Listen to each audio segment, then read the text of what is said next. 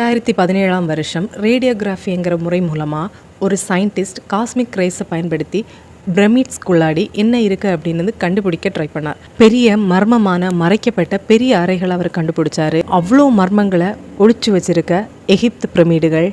Part 3. Welcome back to look book by Anu. தினமொரு தகவலை தொடர்ந்து பார்க்குறதுக்கு சேனலை சப்ஸ்கிரைப் பண்ணி வச்சுக்கோங்க.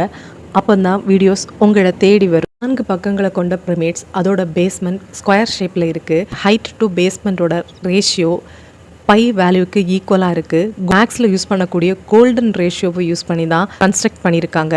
இதெல்லாம் கேட்குறதுக்கு ரொம்ப ஆச்சரியமாக இருக்குல்ல. பல 1000 ஆண்டுகளுக்கு முன்னாடியே கோல்டன் ரேஷியோஸ் பை வேல்யூவை யூஸ் பண்ணி பிரமிட்ஸ் கட்டியிருக்காங்க. இது கோ இன்சிடென்ஸா இல்லை கணித மேதாவிகள் அந்த காலத்தில் இருந்தாங்களா? இது நினச்சி பார்க்க முடியாத பெரிய மிஸ்டரி. இதே மாதிரி இந்த பிரமிட்ஸ்குள்ளாடி மிகப்பெரிய அறைகள் இருக்குது. அந்த அறைகளுக்குள்ளாடி என்ன இருக்குது அப்படின்னு கூட தெரியாமல் பல மிஸ்டரி இந்த பிரமிட்ஸில் ஒழிஞ்சிருக்கு. பிரமிட்ஸை சுற்றி பல கேள்விகள் இன்றைக்குமே பதில் தெரியாமல் சுற்றிட்டு தான் இருக்குது. பல அறைகள் பாதை தெரியாமல் கண்டுபிடிக்காமல் இருக்காங்க.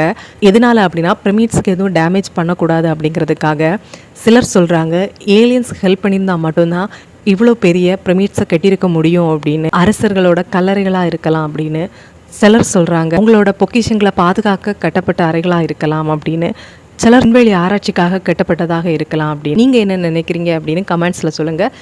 நெக்ஸ்ட் வீடியோவில் பார்க்கலாம். பாய்.